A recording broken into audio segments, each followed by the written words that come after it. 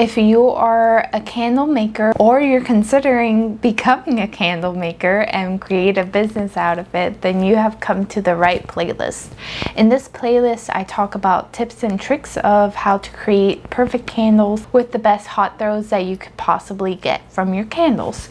Today, we'll be discussing different terminologies that you might run into as you go through this candle making journey.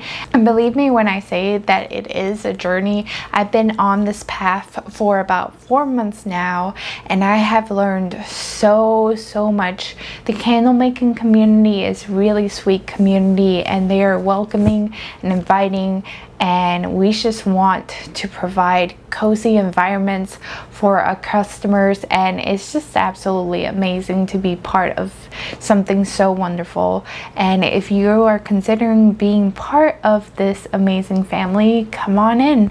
If you have any questions, leave them down below. The first couple of terms are in reference to fragrance oil. So we have hot throw, and hot throw is the smell that candles give off when it is lit. The hotter your wax can get, the more fragrance oil will be released. You want to make sure that you are selecting high quality waxes for your candles. The cold throw is in direct reference to the smell of a candle that is completely unlit and in its solid state. So if you go and reach for a candle and you sniff it, that smell is the cold throw smell. When you go and buy fragrance oils, you'll notice that a lot of the fragrance oils have flash points. Flash points are only an indication that your oils can combust at a specific degree Fahrenheit or Celsius. You want to make sure that you're storing your fragrance oils away from anything that will reach that degree of heat, because you don't want to be causing a fire. But other than that, you don't need to worry about flash points in your candles at all. The fragrance notes or notes profile are divided into 3 categories: the top notes, the middle notes, and the base notes. The top notes are the ones that we smell right away. They are the cold throw notes. Due to its chemical components, the middle notes will take a bit longer for them to evaporate into the air. The bottom or base notes are the notes that we smell the last, and they take the longest to evaporate into the air due to their chemical component. This base note is very important because it is the lasting impression that your customers will get of your candle. So you want to make sure that you pay attention to the base notes of your fragrance. Palifites are chemical compounds derived from palic acid. I don't think I'm saying that right. However, I'll write it up above me so you all can see. Phthalates can cause health issues, so it's better to steer clear of it and only purchase fragrance oils that have the phthalate-free label on them. And it's important, this is really important, that you once again provide your customers with the best quality products ever. And you want to make sure that if your customers ask you, is this palette free or however it's called, you say yes with certainty. You want to make sure that you provide the best quality possible for your customers. This is really important. That's how you keep and retain customers, and they keep coming back to you because they know that you are a dedicated, safe person using good quality items. When you're purchasing fragrance oils, you'll eventually come across this little warning label that's up here. It's the Prop 65 warning required label,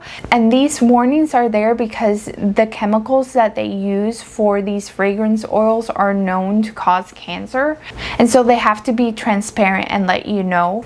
Please avoid purchasing fragrance oils that have this label. You don't want the possibility of causing cancer to anyone. Even if it's very slim, don't take that chance. Even if the fragrance oil is the best fragrance oil, best selling fragrance oil, do not do that to your customers. Now another label that you'll see when you purchase fragrance oil will be the vanilla content. If you're trying to go for either a clear or a full white on candle, you want to make sure that you're using a fragrance oil with low vanilla content so it doesn't oxidize. Also, if your fragrance oil has vanilla content that's high, it can actually crystallize in the bottle. So in order to just get those crystals out, just put it in hot water all around it and it will melt the crystals.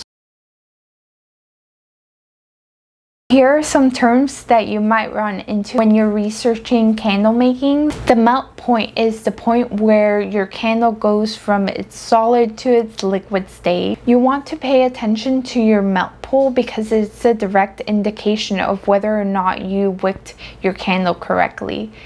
The pour temperature refers to the temperature that you are going to pour all your contents into your containers.